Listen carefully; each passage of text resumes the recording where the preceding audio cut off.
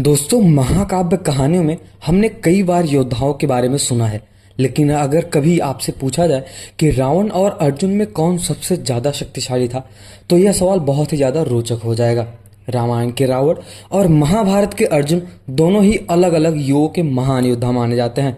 आज हम आपको बताएंगे कि इन दोनों योद्धाओं की शक्तियाँ, अस्त्र शस्त्र, वरदान और युद्ध कौशल की जो आपको किसी ने नहीं बताया होगा या फिर आपको शायद ही पता होगा, और इनका अगर मुकाबला भी होता है तो कौन विजयी होगा। तो फिर चलिए शुरू करते हैं। बस वीडियो अगर इंटरेस्टिंग लगे तो वीडियो को लाइक और चैनल को सब्सक्राइब तो जरूर कर देना। तो चलिए सबसे पहले शुरुआत करते हैं हम त्रेता युग के रावण के साथ। रावण को त्रेता युग का सबसे महान और शक्तिशाली योद्धा माना जाता था। वह लंका का राजा था और उसके पास अद्वितीय शक्तियां, वरदान और अस्त्र शस्त्र थे। रावण न केवल एक महान ही योद्धा था, बल्कि एक अद्वितीय विद्वान और तपस्वी भी था। उसके पास ब्रह्मा और शिव से कई ऐसे वरदान प्राप्त थे जिनकी वजह से उसको पराजित करना असंभव ही था। रावण की शक्तियों के बारे में जानते हैं। 10 सिर और 20 हाथ। रावण के 10 सिर और 20 हाथ उसकी महाशक्ति का प्रतीक माना जाता है। उसके सिरों से यह दर्शाता है कि वह 10 सिराओं का राजा था और उसका ज्ञान भी उतना ही ज्यादा गहरा और विस्तृत था। वरदान और अमृतत्व के बारे में बात करते हैं। रावण ने भगवान ब्रह्मा से कई ऐसे वरदान प्राप्त किए थे। ब्रह्मा ने उसे यह भी वरदान दिया था कि देवता, दानव और कोई अन्य जीव उसे मार नहीं सकता। हालांकि इस वरदान में मनुष्यों और वानरों का उल्लेख नहीं था। त्रिशूल का उल्लेख और अन्य दिव्य अस्त्र और शस्त्र के बारे में जानते हैं जो रावण के पास मिला था शिव जी से। रावण को शिव जी के द्वारा त्रिशूल भी वरदान में मिला था, जो उसकी एक सबसे शक्तिशाली शक्ति थी। इसके अलावा उसके पास ब्रह्मास्त्र, पाशुपतास्त्र और ऐसे कई दिव्य अस्त्र थे जो उसे अमर और अजर बनाती थी, साथ ही साथ उसको बहुत ही ज्यादा शक्तिशाली बनाती थी। माया और मंत्र में वो बहुत ही ज्यादा ज्ञानी था। रावण माया और मंत्र का तो मानो विद्वान ही कहा जाता है। इसके साथ ही साथ अगर देखा जाए तो अपने विरोधियों को भ्रमित कर सकता था और माया के माध्यम से युद्ध में छल कर सकता था बहुत ही आसानी से। यह उसकी सबसे खतरनाक क्षमताओं में से एक कही जाती है। विद्या और ज्ञान, आपको तो पता ही होगा, रावण एक बहुत ही बड़ा विद्वान था, बहुत ही बड़ा योद्धा था। योद्धा के साथ ही साथ वो एक बहुत ही बड़ा पंडित भी था। उसने चारों वेदों का भी अध्ययन किया था और उसे ज्योतिष और आयुर्वेद और संगीत का भी बहुत अच्छी तरह से ज्ञान था। उसकी प्रसिद्ध रचना शिव तांडव स्रोत इस बाल का प्रमाण है कि वह कितना ज्यादा बड़ा भक्त था भगवान शिव का। तो अभी हम बात करने जा रहे हैं उस महायोद्धा की जिसने महाभारत में सारे योद्धाओं को पराजित कर दिया था। उसमें गुरुद्रोण, कर्ण और बहुत सारे ऐसे महायोद्धा थे जिनको एक ही बार में हरा सकता था और हराया भी था। तो कोई और नहीं, वो अर्जुन की हम बात कर रहे हैं। अर्जुन महाभारत के प्रमुख योद्धाओं में से एक थे। वे पांडवों के तीसरे भाई और भगवान श्री कृष्ण के प्रिय मित्र और शिष्य भी थे। ऐसा भी कहा जाता है कि अर्जुन को महर्षि द्रोणाचार्य से शिक्षा भी मिली थी। वे महान धनुर्धर बने। उनका कौशल इतना ज्यादा अद्वितीय था कि महाभारत के युद्ध में कोई भी उनसे मुकाबला नहीं कर सकता था। तो चलिए फिर अभी हम उनके बारे में जानते हैं अच्छे से और उनकी शक्तियों और वरदान के बारे में समझते हैं। शुरुआत करते हैं उनके गांडीव धनुष के साथ। अर्जुन का गांडीव धनुष उनकी सबसे बड़ी शक्तियां थी। यह धनुष उसे अग्निदेव ने दिया था और उसके साथ ही साथ उसने कई ऐसे अद्वितीय युद्ध भी जीते थे। गांडीव के साथ अर्जुन ने महाभारत के युद्ध में कई महारथियों का संहार भी किया था। कृष्ण का मार्गदर्शन। अर्जुन का सबसे बड़ा वरदान तो ये था कि भगवान श्री कृष्ण का मार्गदर्शन मिला।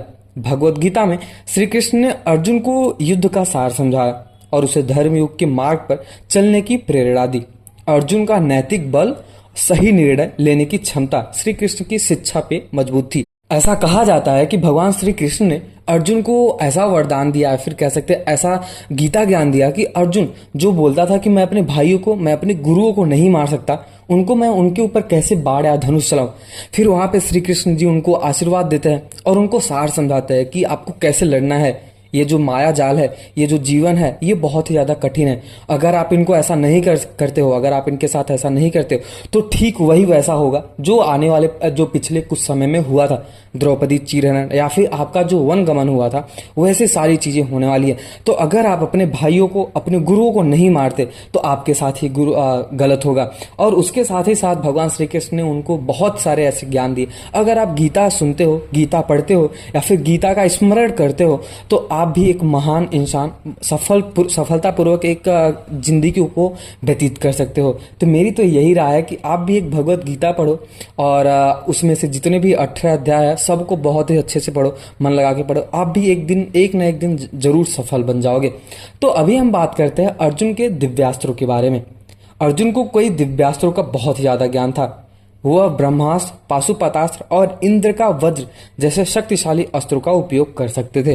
उन्होंने भगवान शिव से पाशुपतास्त्र अस्त्र प्राप्त किया था, जो उनकी शक्तियों का प्रमाण माना जाता है। अग्नि और वायु से वरदान भी मिला था, जिसने उसे गांडीव और असीमित बाण दिए थे।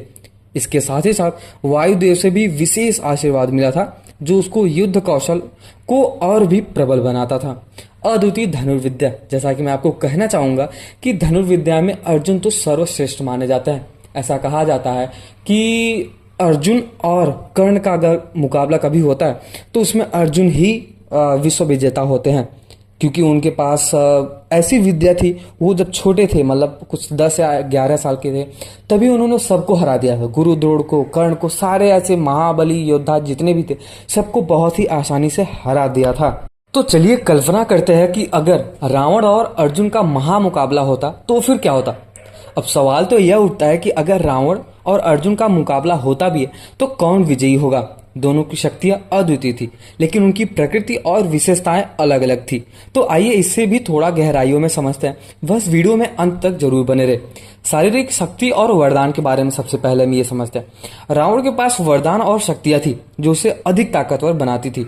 उसके 10 सिर और 20 हाथ और शिव के द्वारा मिले हुए अधिक वरदान उसे शारीरिक रूप में अर्जुन से ज्यादा शक्तिशाली बनाते थे। रावण ने कई बार अपनी असाधारण शक्ति का प्रदर्शन किया है। साथ ही साथ उसने कैलाश पर्वत को भी उठाया है। उठाने के साथ उसने प्रयास भी किया है। अस्त्र शस्त्र और कौशल की बात करें तो अर्जुन को गांडीव और श्री कृष्ण का समर्थन प्राप्त था। कृष्ण के मार्गदर्शन में अर्जुन की नैतिक ताकत बढ़ गई थी। अगर युद्ध में अर्जुन अपने दिव्यास्त्रों का सही इस्तेमाल करते तो वह रावण की शक्तियों का मुकाबला जरूर कर सकते थे। अर्जुन को भगवान शिव से पाशुपतास्त्र अस्त्र भी मिला था और यह अस्त्र रावण के खिलाफ निर्णायक साबित हो सकता था, क्योंकि रावण को सिर्फ विशिष्ट हथियारों से ही मारा जा सकता था। युद्ध की नैतिकता और दर्शन के बारे में समझते हैं। अर्जुन धर्म युद्ध के मार्ग पर चलता था। उसे धर्म और अधर्म का बहुत ही गहरा ज्ञान था और वह हमेशा धर्म की रक्षा के लिए खड़ा रहते थे। वही अगर रावण की बात करें तो वो अपने अहंकार, अधर्म का अंधा था, या फिर मानते हैं तो रावण जो था उसके अंदर बहुत सारी अधर्मी चीजें थी, असत्य के रास्ते पे चलता था, जो उसकी पराजय का कारण बना। अर्जुन का नैतिक बल और कृष्ण का समर्थक उसे मानसिक रूप से रावण से अधिक मजबूत बनाता है। युद्ध का परिणाम अगर हम बात करें, अगर इन दोनों में युद्ध भी होता है तो उसके परिणाम के बारे में बात करते हैं। अगर रावण और अर्जुन का मुकाबला सच में होता, या फिर अगर हम अभी यहाँ पे कल्पना करें, बट अगर सच में होता तो रावण की माया, तंत्र और शक्तियां जरूर चुनौतीपूर्ण होती, लेकिन अर्जुन की रणनीति, धनुर्विद्या और श्री कृष्ण का मार्गदर्शन उसे जरूर विजयी बना सकता था। अर्जुन ने भीष्म, द्रोण और कर्ण जैसे महायोद्धाओं को परास्त किया था, जो यह दिखाता है कि वो कितने कुशल योद्धा थे। तो अभी के आज की इस वीडियो में निष्कर्ष तो ये निकल के आता कि रावण और अर्जुन दोनों ही अपने अपने युगों के महान योद्धा थे। रावण के पास अपार बल, वरदान और माया थी, जबकि अर्जुन के पास दिव्यास्त्र, गांडीव धनुष और भगवान श्री कृष्ण का मार्गदर्शन। जो अर्जुन को एक ही चीज सबसे ज्यादा इंपॉर्टेंट थी। अगर अर्जुन के पास कुछ भी नहीं होता तो उनके पास भगवान श्री कृष्ण थे, जो परमेश्वर है। भगवान श्री कृष्ण परमेश्वर है, उसके साथ ही साथ पूरे ब्रह्मांड के रचयिता है। तो आप ही सोचो, जब ब्रह्मांड में ऐसे लोग आते हैं तो अर्जुन तो वैसे ही जीता हुआ है, और साथ ही साथ अर्जुन के साथ तो हनुमान जी भी थे। जैसा कि आपको पता ही होगा, त्रेता युग में जब राम और रावण का युद्ध हो रहा था, वहां भी हनुमान जी प्रेजेंट थे और एक ही बार में जाके लंका को पूरी तरह से जला के राख कर दिया था। तो सोचो, जब त्रेता युग में नहीं जीत पाया रावण, तो हनुमान जी के साथ अगर द्वापर युग में आते और अर्जुन उनके साथ होते, हनुमान जी और अर्जुन, तो रावण कैसे ही जीता। मुझे नहीं लगता कि रावण कभी उनसे जीत पाता। उनकी शक्तियां, उनका मार्गदर्शन श्री कृष्ण का और उनका जो धनुर्विद्या था वो महान बनाता है। तो दोस्तों, यह तुलना केवल काल्पनिक था। मतलब हमने ये सोचा कि अगर होता तो कौन विजयी होता, रावण या फिर अर्जुन? जैसा कि मैंने आपको पहले ही बताया, अर्जुन तो जरूर विजयी होते, क्योंकि दोनों ही योद्धाओं की शक्तियां अपने अपने युगों में अतुलनीय थी।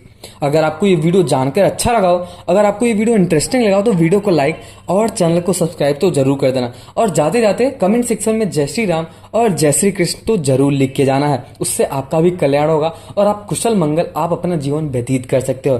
तब तक के लिए वीडियो को आप देखते रहे, मिलते हैं किसी और वीडियो में।